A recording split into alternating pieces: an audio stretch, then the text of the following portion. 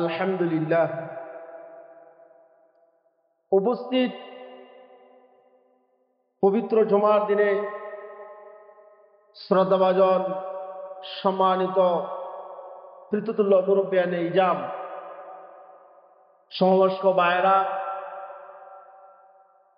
পর্দার অন্তরালে অবস্থানরত অত্যন্ত সত্যি সরলা আবেদা সলেহা দিনদার পরহেজগার মুত্তাকি ইমানদার আমার মা ও বোনেরা, আমার স্নেহের ছোটমণিরা, সকলকে জানাই আমার পক্ষ থেকে আন্তরিক মোবারকবাদ, আবারও সালাম। আসসালামু আলাইকুম ওয়া রাহমাতুল্লাহ।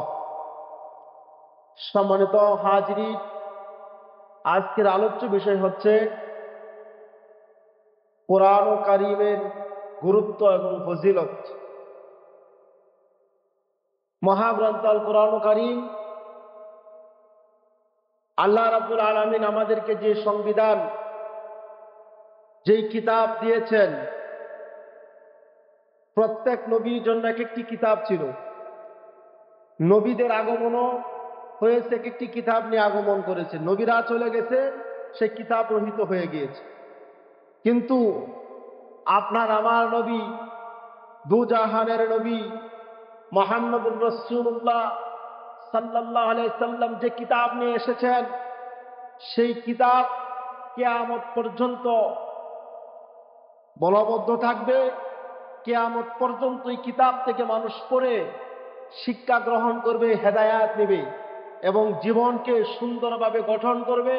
ব্যক্তিগত জীবন, সামাজিক পারিবারিক জীবন, সামাজিক জীবন, রাষ্ট্রীয় জীবন, সব জীবনকে অর্থাৎ আপনি সুন্দরভাবে এই কোরআনের মাধ্যমে পরিচালনা করবে। একটা কোরআন থেকে আপনার যতটুকু উপকৃত হবে, হুদাল্লিন নাস বোঝানো হয়েছে যে সমস্ত মানুষ কোরআন থেকে হেদায়াত নেবে। আপনার কোরআন থেকে সমস্ত মানুষ হেদায়াত নেবে। এখানে যদি কোনো হিন্দু মানুষ এসে কোরআন থেকে হেদায়াত নিতে চায়, সে নিতে পারবে।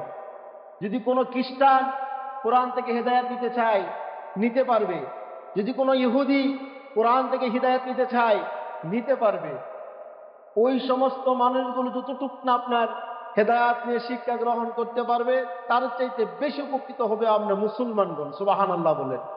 মুসলমানদের ভিতরে সবচাইতে বেশি উপকৃত হবে আপনার হলো মুত্তাকি যারা আছে, তারা আপনার বেশি উপকৃত হবে। সুবহানাল্লাহ বলেন।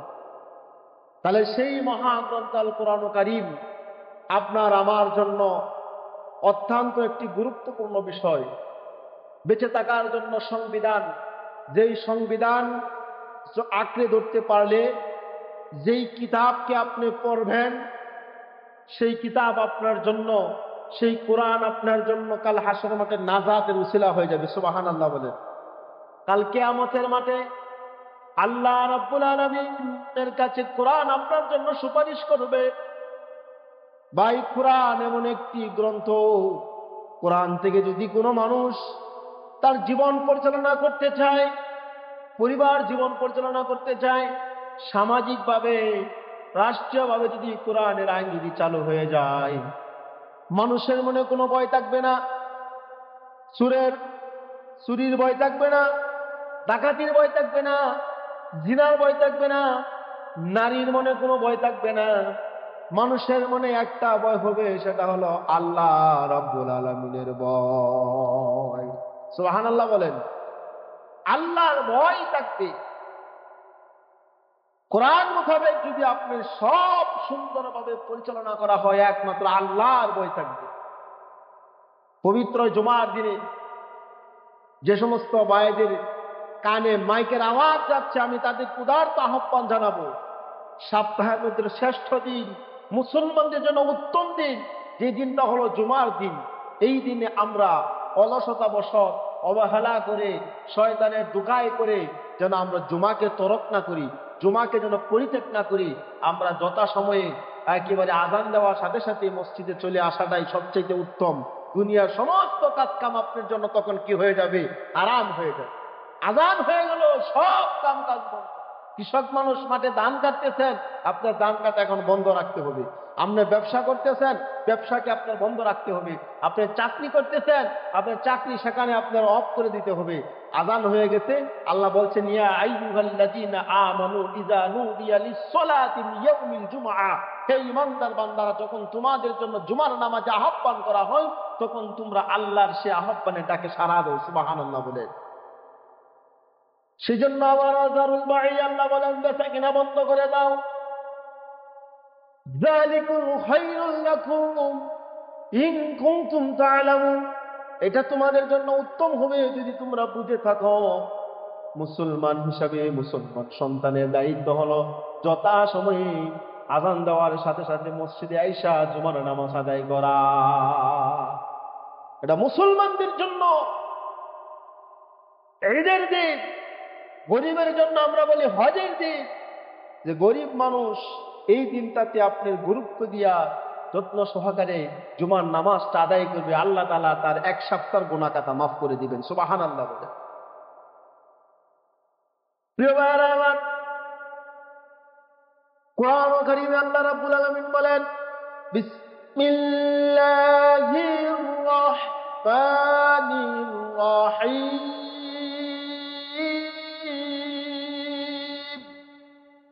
ওয়ারাতিলিল কুরআনা তারতিলা। আল্লাহ বলেন তোমরা কোরআন তেলাওয়াত করো ধীরে ধীরে সুস্পষ্ট সুন্দরভাবে। আল্লাহ বলতেছেন কোরআন তোমরা সুন্দরভাবে মদ গুন্না মাকরা সব ঠিকঠাক করে তারতিলের সাথে কোরআন তেলাওয়াত করার জন্য বলছেন। কে বলেন? আল্লাহ। কোরআন কারীম সুন্দরভাবে তেলাওয়াত করো। কোরআন কারীমের এমন কতগুলো পাঠক আছে যারা কোরআন তেলাওয়াত করে আর কোরআন তাদেরকে অভিশাপ দেয়। কোরআন যদি আপনার শুদ্ধভাবে কোনো মানুষ পড়তে না পারে তার জন্য গুনাহ হবে। সেই জন্য শুদ্ধ করে পড়ার জন্য চেষ্টা করতে হবে। চেষ্টা শুধু না, যদি আপনি সবসময় যদি ভুলি পড়ে যান গুনাহে কবিরা হবে। কোরআনে এমন কতগুলো পাঠক আছে যারা কোরআন তেলাওয়াত করে আর কোরআন তাদেরকে অভিশাপ দেয়। এই জন্যই কোরআন তেলাওয়াতের জন্য যারা ছোট সময়ে মক্তবে যায় নাই, মক্তবে যাওয়া এটা মুসলমানদের জন্য, মুসলমান সন্তানদের জন্য সবচাইতে বড় একটা উত্তম শিক্ষা হলো আপনার মক্তবে কোরআন শিক্ষা গ্রহণ করা। মক্তবে কোরআন শিক্ষা গ্রহণ করা এটা মুসলমান সন্তানদের জন্য একটা উত্তম শিক্ষা। সে জায়গায় আপনার নামাজের মাসলা মাসায়েল শিখবে, কোরআন তেলাওয়াত শুদ্ধভাবে শিখবে। আর যে সমস্ত ভাইয়েরা ছোটকালে কোরআন তেলাওয়াত শিখে নাই, শিখতে পারেন, এরকম ব্যবস্থা ছিল না বা হুজুরদের শরাপন্ন হতে পারেন নাই, তাদের এখনো উচিত মসজিদের ইমামদের কাছে গিয়া আপনার কোরআনকে সহি শুদ্ধভাবে তেলাওয়াত করে পড়া। কমসে কম সূরা ফিল থেকে নাস পর্যন্ত 10টি সূরা আপনি শুদ্ধ করে পড়া, যাতে আপনার নামাজটা পড়ানো যায়। এটা লজ্জার কিছু নয়। আপনি কোরআনের ছাত্র যদি হয়ে যান আর যদি এই অবস্থা যদি আল্লাহ না করে যদি আপনি মালাকুল মউত এসে হাজির হয়ে যায়, আল্লাহ তাআলা আপনাকে শহীদ দরজায় মর্তবা দিয়ে দিবেন। সুবহানাল্লাহ বলে। কোরআনের ছাত্র হওয়া এটা ছোটখাটো বিষয় নয়। আমি যখন কোরআন কারীমের কোরআনকে যারা পড়ার জন্য বারবার চেষ্টা করবে, আয়ত্ত করবে, আল্লাহ তাআলা তাদের অন্তরের মধ্যে সিনার ভিতরে নূর ঢুকাইয়া দিবেন। সুবহানাল্লাহ বলেন। ও ভাইরা আমার, আল্লাহর গেলা বলেন ইন্না নাহনু নাযালনা যিকরা ওয়া ইন্না লাহু লাহাফিজুন। আল্লাহ বলেন কোরআন নাজিল করেছি আমি আল্লাহ, সংরক্ষণের দায়িত্ব আমি আল্লাহ তাআলা নিজেই নিলাম। সুবহানাল্লাহ বলেন। কোরআনের যদি পৃথিবীর সমস্ত মানুষগুলো যদি কোরআনের শত্রুরা, ইসলামের শত্রুরা, কোরআন বিদ্বেষী যারা কোরআনকে চুরি করার জন্য বারবার চেষ্টা করে, কোরআনকে মুছে দেওয়ার জন্য, কোরআনকে মুছে দেওয়ার জন্য বারবার চেষ্টা করতেছে বিধর্মীরা, খ্রিস্টানরা, ইহুদি, নাসারারা। ওবার আমার, যদি আল্লাহ কোরআনকে সংরক্ষণ না করতেন, পৃথিবীর জমিন থেকে ওরা কোরআনকে পুরে ভঙ্গ করে দেওয়া হইতো। কিন্তু আল্লাহ তাআলা এমন একটা জায়গায় সংরক্ষণ করে দিয়েছেন, তামাম পৃথিবীর কোরআন যদি এক জায়গায় আইনা যদি পুরে কেউ সারকার করে দেয় ইসলামের শত্রুরা, তাহলে কোরআনকে আবার আল্লাহ রাব্বুল আলামিনের অর্থাৎ মাহবুব বান্দারা যারা কোরআনে হাফেজ আছে তারা আবার কোরআন তেলাওয়াত শুরু করবে, লেখকরা আবার কোরআন লিখতে শুরু করে দিবেন। সুবহানাল্লাহ বলেন। কোরআনকে যদি আপনি বাক্সের ভিতরে রাখেন, সেখানে ওই পোকা সার পোকা খায়া কোরআন নষ্ট করে দিবে। কোরআনকে যদি আপনার সুকেসের ভিতরে সাজায় রাখেন, সেখান থেকে আপনার চুরি হওয়ার সম্ভাবনা থাকতে পারে। কোরআনকে যদি ব্যাংকের লকারে রাখেন, সেখান থেকেও চুরি হওয়ার সম্ভাবনা থাকবে, কারণ কোরআনের শত্রুরা সেখান থেকে কোরআনকে চুরি করে নিয়ে যাবে। সেই জন্য এবার আমার কোরআনকে কোনো সন্দুকের ভিতরে নাই, সুকেসের ভিতরে নাই, এমনি ভাবে আমার কোরআনকে ব্যাংকের লকারে নাই। আমার আল্লাহ রাব্বুল আলামিন কোরআনকে হাফেজে কোরআনের সিনার মধ্যে ফিট করে দিয়েছেন। তাম পৃথিবীর কোরআনের শত্রুরা, ইসলামের শত্রুরা কোরআনকে যদি তালাশ করে, সেখান থেকে কোরআনকে কেউ চিনে নিতে পারবে না। সুবহানাল্লাহ বলেন। এই জন্য এবার আমার আল্লাহ বলেছেন, কোরআন ও কারীমের আইন যারা মানবে, কোরআন মোতাবেক যারা দেশ চালন করবে, পরিচালনা করবে, আল্লাহ তাআলা তাদের উপর খাস রহমত নাজিল করবেন। সে গোটা সমাজের ভিতরে শান্তি নাজিল করে দিবেন। সুবহানাল্লাহ বলেন। عن عبد الله بن عباس رضي الله تعالى عنه قال قال رسول الله صلى الله عليه وسلم إن الذي ليس في جوفه আল্লাহ রাসূল সাল্লাল্লাহু আলাইহি সাল্লাম থেকে হযরত আব্দুল্লাহ ইবনে আব্বাস হাদিসটা বর্ণনা করেন। তিনি বললেন, নিশ্চয় কোরআন যেই ব্যক্তির অন্তরে নাই, লাইসা জাওফিহি শাইয়ুম মিনাল কোরআন, যে ব্যক্তির অন্তরে কোরআন নাই, সেই ব্যক্তির অন্তরটা হলো একটা বিরান ঘরের মতো। নাউযুবিল্লাহ। বিরান ঘর, যার মধ্যে কিছুই নাই, উপত্যকা বিরান হয়ে যাচ্ছে, মরে কিছুই হয় নাই। কোরআন যার অন্তরে নাই, সেই ঘরটা হলো বিরান ঘরের মতো। কোরআনকে যে আঁকড়ে ধরবে, কোরআনের উপরে যে আমল করবে, কোরআন তাকে সম্মান ইজ্জত বাড়ায়া দিবে। সুবহানাল্লাহ বলেন। ও মুসলিমের আমার, তিরমিজি শরীফের বর্ণনা, আন ইবনে মাসউদ রাদিয়াল্লাহু তাআলা قال قال رسول الله صلى الله عليه وسلم من قرأ القرآن। হযরত আব্দুল্লাহ ইবনে মাসউদ থেকে হাদিসটা বর্ণনা, রাসূল আরবি সাল্লাল্লাহু আলাইহি ওয়াসাল্লাম বর্ণনা করেন, মান ক্বারাল কুরআনা, মান ক্বারাল কুরআনা, যে ব্যক্তি কোরআন কারীমের আয়াত তেলাওয়াত করলো, ওবার আমার যে ব্যক্তি কোরআন কারীমের আয়াত তেলাওয়াত করলো, এরপরে দয়াল নবীজি বললেন, সেই আয়াত কোরআন তেলাওয়াত করলো।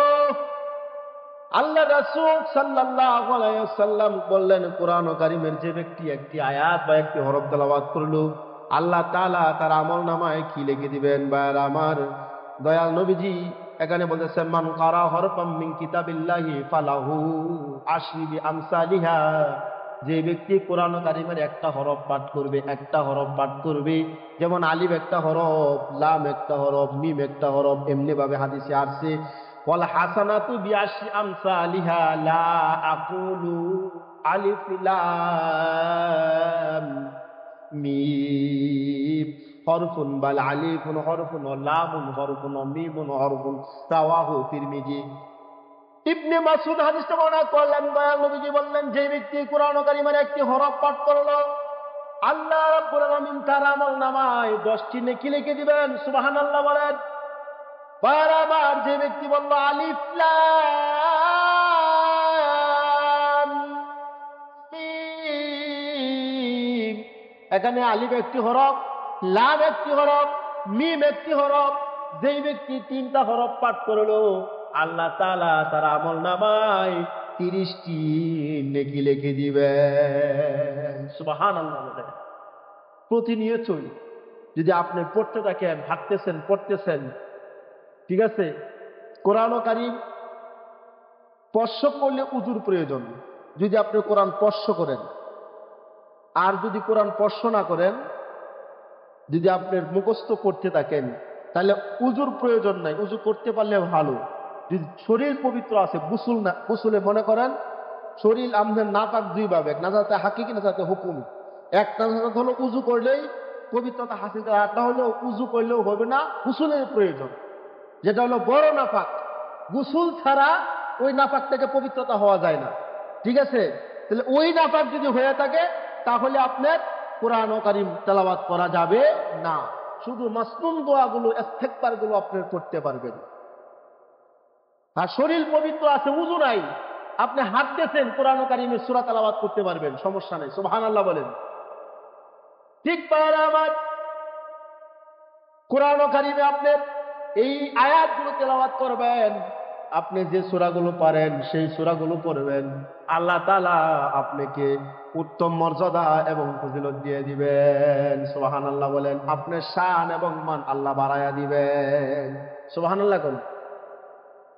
عن علي رضي الله تعالى عنه قال قال رسول الله صلى الله عليه وسلم, রাসূল নবীজি বললেন, হযরত আলী কাররামাল্লাহু ওয়াজহু হাদিসটা বর্ণনা করেন, মান কারাল কুরআনা ফাস্তাযহারাহু ফাহাল্লাল হালালাহু ওয়া হারামা হারামাহু আদাখালাহুল জান্নাহ ওয়া শাফাহু ফি ওয়া শাফাহু।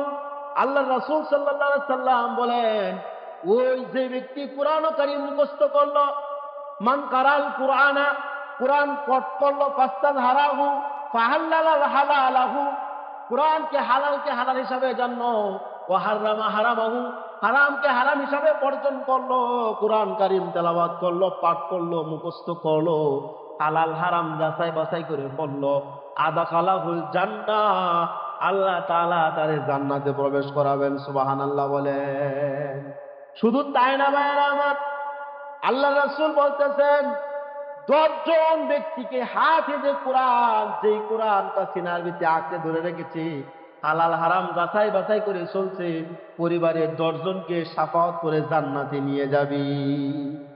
যে 10 জনের উপর জাহান্নামের আগুন অবতারিত হয়ে গেছে, এমন 10 জন ব্যক্তিকে সুপারিশ করে একজন কোরআন পড়নেওয়ালা হাফেজে কোরআন ব্যক্তি আপনার সুপারিশ করতে পারবে আল্লাহ তাআলার কাছে। সুবহানাল্লাহ বলেন। এই জন্যই কোরআন যদি তুমি আটকে আটকে পড়ো, তোমার দ্বিগুণ সওয়াব, তোমার সওয়াব আল্লাহ বাড়ায়া দিবেন। সুবহানাল্লাহ বলেন।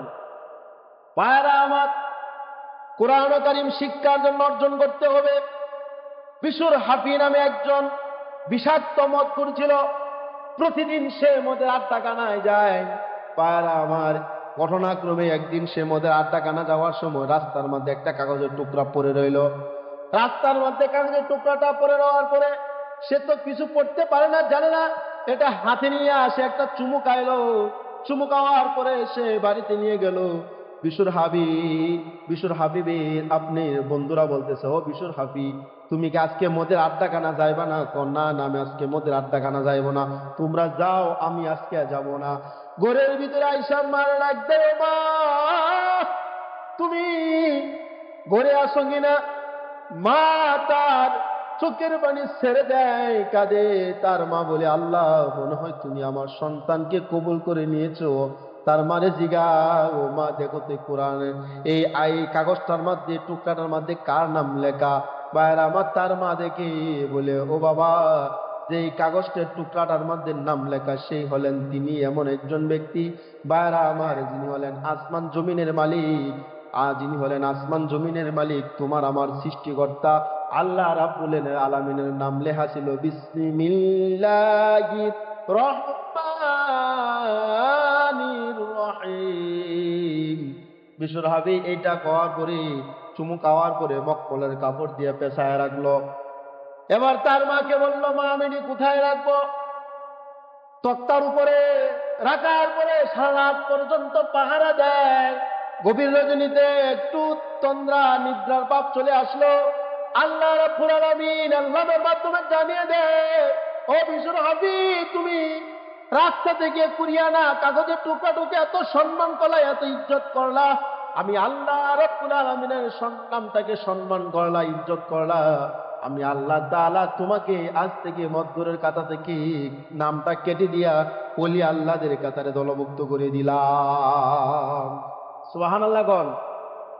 ও ভাইরা আমার, সেই জন্যই কোরআন আপনি যে যত মহব্বত করবেন, যে যত তুলে ধরবেন, সে তত কোরআনের আপনি সংস্পর্শে যাবেন, তার অন্তরটা তত খুলে যাবে, তার অন্তরটা তত প্রসার এবং প্রসার হয়ে যাবে। সুবহানাল্লাহ বলেন। কোরআন আপনি এখনো সময় আছে, যারা কোরআন পড়তে পারেন না, মসজিদের ইমামদের কাছে গিয়া, যারা আপনার মসজিদের দায়িত্বমান আছে বা আপনার হুজুরদের কাছে গিয়া কোরআন তেলাওয়াত শিখুন।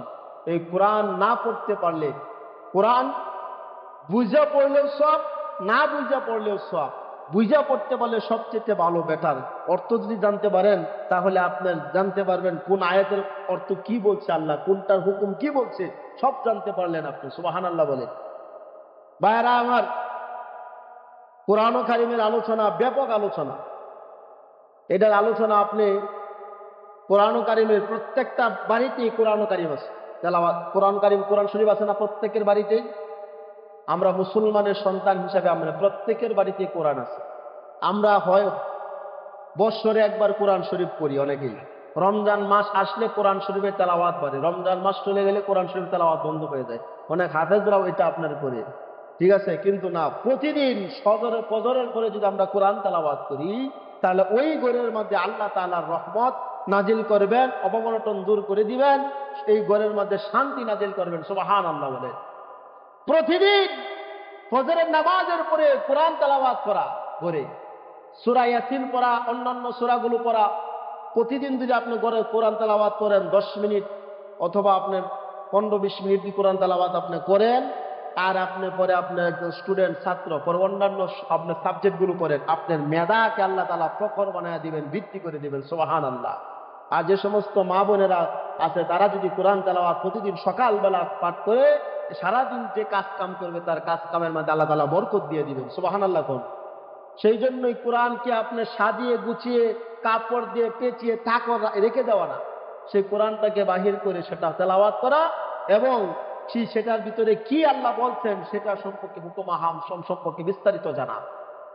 না জানতে পারলে আপনি যে মুসলমান একজন সন্তান হিসাবে আপনার করণীয় কি, যদি আপনি না জানতে পারেন তাহলে আল্লাহর কাছে আপনি জবাবদিহিতা করতে হবে। ভাইরা আমার, ভাই একটু আলোচনা এখানে রেখে দিয়ে একটু অন্যদিকে যাচ্ছি আমি।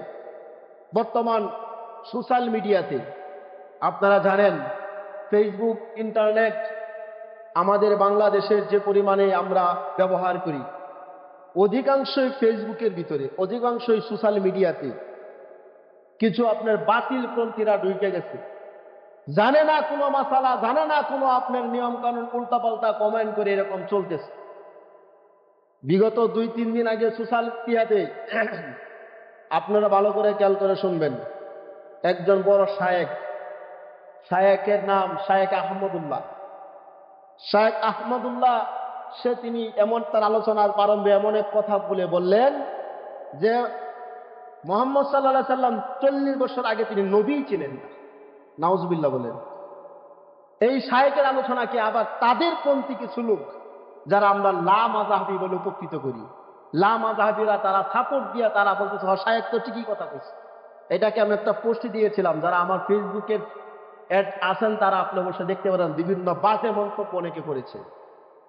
আবার এই শায়েকের আলোচনাকে আরো বড় বড়, তার চাইতে বড় আরো আছে না, আরো শায়েকরা আছে না, বড় বড় আপনি ইসলামিক স্কলাররা আছে না, তারা তো আলোচনাকে আরো বলছে যে শায়েক যে কথা বলছে সে কথা ভুল বলেছে। মুহাম্মদ সাল্লাল্লাহু আলাইহি সাল্লাম 40 বছর আগেও তিনি নবী ছিলেন, সেটা আপনার হাদিস দিয়ে আমি প্রমাণ দিব। এবং কি মুহাম্মদ সাল্লাল্লাহু আলাইহি সাল্লাম আদম নবী যখন আপনি সৃষ্টি করা হয় নাই, কাদা মাটিতে ছিলেন, তখনও তিনি নবী ছিলেন। দুনিয়াতে আপনার 40 বছর পরে রাসূলের নবুয়ত প্রকাশ পাইছে, বোঝানো হয়েছে, কিন্তু সমস্ত নবীর, আদম নবী থেকে নিয়ে ঈসা নবী পর্যন্ত যত নবীরা আসছে, সমস্ত নবীরা আপনার রাসূল সাল্লাল্লাহু আলাইহি সাল্লামের আগমনের সংবাদ দিয়ে গেছে। যেমন একজন নবী আগমন করবে, নবীর আকৃতি এমন হবে, নবীর চলাফেরা এমন হবে, নবীর উঠা বসা এমন হবে, নবীর খাওয়া দাওয়া এমন হবে, সমস্ত আম্বিয়া নবীরা আপনার খবর দিয়ে গেছে। আর এই নবীরা যদি জীবিত থাকতো তাহলে সমস্ত নবীরা আপনার মুহাম্মদ সাল্লাল্লাহু আলাইহি সাল্লামকে অনুসরণ করতো, ঠিক কিনা? আজকে সোশ্যাল মিডিয়াতে আপনার একদল ভাইয়েরা আবার সে শায়েককে আপনার তারা বাড়াবা দিচ্ছে। ভাইয়েরা আমার, কথার পেছে মানুষের ঈমান চলে যায়। ডক্টর আনায়াতুল্লাহ আব্বাসী বলেন, এরপরে আপনার আরো বড় বড় জন স্কলারের নাম বলি, ডক্টর কামিল সরকার সালিহি বলেন, এবং আপনার এটা হলো আলিয়া জগতের ওলামায়ে কেরাম, এরপরে কওমি অঙ্গনের নুরুল ইসলাম কাসিমি বলেন, জুনায়েদ আল হাবিব বলেন, তারাও আপনি বলছেন মুহাম্মদ সাল্লাল্লাহু আলাইহি সাল্লামের আগে থেকেই নবী ছিলেন। সুবহানাল্লাহ বলেন। তিরমিজি শরীফের 3609 নম্বর হাদিস, আন আবি হুরায়রা রাদিয়াল্লাহু তাআলা আনহু ক্বালা ইয়া রাসূলুল্লাহ মাতা ওয়াজাবাত লাকান নবুওয়া ক্বালা ওয়া আদামু বাইনার রূহি ওয়াল জাসাদ, রাওয়াহু তিরমিজি। হযরত সাহাবায়ে কেরাম জিজ্ঞেস করলেন, ইয়া রাসূলুল্লাহ মাতা ওয়াজাবাত লাকান নবুওয়া, আপনি কখন নবী ছিলেন? রাসূল সাল্লাল্লাহু আলাইহি সাল্লাম বললেন, ক্বালা ওয়া আদামু বাইনার রূহি ওয়াল জাসাদ, আদম আলাইহিস সালামের যখন তার দেহের ভিতরে রূহ ছিল তখন আমি নবী ছিলাম। সুবহানাল্লাহ বলেন। তিরমিজি শরীফ সিহা সিত্তার 6টা কিতাব, বুখারী, মুসলিম, তিরমিজি, আবু দাউদ, ইবনে মাজাহ, এরপরে আপনার সুনানে নাসাই, 6টি কিতাবের ভিতরে একটি অন্যতম কিতাব তিরমিজি শরীফ। রাসূলুল্লাহর হাদিসে আসছে, যে ব্যক্তি তিরমিজি শরীফটাকে ঘরে রাখলো, আরবি কিতাব, সে যেন স্বয়ং রাসূলুল্লাহ সাল্লাল্লাহু আলাইহি সাল্লামকে ঘরে রাখলো। সুবহানাল্লাহ বলেন। এই একটি কিতাবে উল্লেখ আছে হাদিসটার ভিতরে যে মুহাম্মদ সাল্লাল্লাহু আলাইহি সাল্লাম আগে থেকেই নবী ছিলেন। 40 বছর পরে তিনি নবুয়ত পেলেন। রাসূলের তাহলে আগের জীবন কি আপনার মানবেন না? যারা এই কথা বলবো, স্বীকার করবে, ঈমান হারা হয়ে যাবে, তার তওবা করা উচিত। যত বড় শায়েখ না হোক না কেন, আপনার উল্টাপাল্টা কথা বললে আপনার সেটা কেউ মেনে নিবে না। আবার একদল তারা এখানে সাপোর্ট করে যাচ্ছে যে শায়েখ আসলে কথা এইভাবে বলেন না, ওইভাবে বলার দরকার ছিল। আপনারা দেখবেন মিডিয়াতে আসছে ভাইরা আমার, এই জন্যই আমাদের উচিত চোখ কান খোলা রেখে চলা। সাবধান, ঈমান হরণ করা কিছু লোক আছে, আমরা আবার পুশ করলে, তাদের কথা বললে আমাদেরকে বলে মাজার পূজারি বলে, নাউজুবিল্লাহ বলে। আমরা যদি মাজার পূজারি হই, তারা হবে কারা? তারা হবে আপনার ইহুদিদের দালাল। ইহুদিদের কি দালাল হবে এরা, আমাদেরকে বলে মাজার পূজারি। সত্য কথা বললে মাজার পূজারি বলা হয়। ভাইরা আমার, চোখ কান খোলা রাখবেন। যারা ফেসবুক চালান, তারা ফেসবুকটাকে আপনার, আমার উচিত মনে হয় আমাদের যারা রাসূলের আশেক, রাসূলের প্রেমিক যারা আছেন, তাদেরকে ফেসবুক ইউজ করার উচিত, জানা উচিত। নানান ধরনের আজকে আমার যুবক ভাইদের ঈমান হরণ করা হচ্ছে বিভিন্নভাবে ওই সমস্ত কথা কওয়ার কারণে। ভাইরা আপনারা সজাগ থাকবেন, এই সমস্ত শায়েখ থেকে দূরে থাকবেন। আমি দেখলাম যে একটা বিষয় কমান করলে আর কত উল্টা পাল্টা কমান করতে থাকে। চিন্তা করে দেখছেন, নবীকে নবী না মানা, নবুয়তের অস্বীকার করা, এটা অত্যন্ত গুনার কাজ। শায়েকের তওবা করতে হবে, শায়েকের তওবা করতে হবে। সমস্ত উলামায়ে কেরাম যারা হক্কানি আলেম স্কলার, তারা এই কথাই বলতেছেন যে শায়েক কথা সঠিক বলে নাই, সে ভুল করেছে। আপনারা দেখবেন যারা ফেসবুক চালাইতে পারেন। সেই জন্য ভাইয়েরা আমার, আদম আলাইহিস সালামকে যখন সৃষ্টি করে না, যখন কাদা মাটিতে আপনার ছিলেন, তখনও আমার নবী ছিলেন। বুখারী শরীফের হাদিস, আরেকটা হাদিসে আসছে, জিবরাইল আমিনকে আল্লাহর নবী জিজ্ঞেস করলেন, ও জিবরাইল, তোমার বয়স কত? জিবরাইল বললেন, ইয়া রাসূলুল্লাহ, আমি তো জানি না আমার বয়স কত। চতুর্থ আসমানে কি তারকা উদিত হয়, 70,000 বছর পরে উদিত হয়, 70,000 বছর পরে বিলীন হয়ে যায়, আবার 70,000 বছর উদিত হয়, এবং 70,000 বছর বিলীন হয়ে যায়, অর্থাৎ আপনার কি হয়ে যায়, মুছে যায়। আমি জিবরাইল 72,000 বার তারকাটা দেখছি। রাসূল সাল্লাল্লাহু আলাইহি সাল্লাম বললেন, ও জিবরাইল, আমি হইলাম সেই তারকা মুহাম্মদ সাল্লাল্লাহু আলাইহি সাল্লাম। বুঝতে পারে এবার বয়স কার কত। সুবহানাল্লাহ বলেন। ভাইরা আমার, এই আলোচনা আপনারা এগুলো জানার দরকার, বোঝার দরকার। এমন কিছু কথা বলা যাবে না, এমন কিছু কাজ করা যাবে না যার কারণে আমাকে বিভিন্ন জায়গাতে ফোনও দেয় যে ভাই, আপনি যে কমেন্টটা করছেন বা আপনি যেটা বলছেন এটা সঠিক না, শায়েখ তো আসলে এই কথা বলছে না। আমি কিছু না, যেই হোক না কেন, যদি কোথাও সে যদি আপনার ভুল করে ফেলে, সেখানেই প্রতিবাদ করতে হবে, সেখানেই আপনার ইমানি চেতনা দিয়ে আপনার কাজ করতে হবে। বার আমার, রাসূলের আশেক মহব্বত তৈরি করা, এটা যেমন তেমন মানুষের কাজে আপনার আসবে না। যে সমস্ত আপনার উলামায়ে কেরাম আপনার রাসূলের পক্ষে কথা বলেছেন, আপনি যেই যাই হোক না কেন, আপনার যত মানুষ আপনার রাসূলের বিপক্ষে কথা বলবে, রাসূলকে নিয়ে কটূক্তি করবে, সমালোচনা করবে, দুনিয়ার জমিনে থেকে অবদস্থ করি আল্লাহ তাআলা তাকে লাঞ্ছিত করে দুনিয়া থেকে উঠাইবে। এর আগে যারা রাসূলকে নিয়ে ব্যঙ্গচিত্র করছেন, মারা যাওয়ার আগে মুখ বাঁকা হয়ে গেছে, মুখে ক্যান্সার হয়েছে, এমন ব্যঙ্গভাবে অনেকে কথা বলছেন, নাম বলতে চাই না। নবীর শানে কথা বললে একটু হিসাব নিকাশ করে কথা বলতে হবে, বেয়াদবি করা যাবে না। প্রিয় মুসল্লি ভাইয়েরা আমার, যাই হোক, আলোচনা এখানে দীর্ঘায়িত করতে যাচ্ছি না, এখানে রেখে যাচ্ছি। মূল কথা হলো, আমরা রাসূলের আশেক, আমরা রাসূলের সৈনিক, কি বলেন, ঠিক কিনা?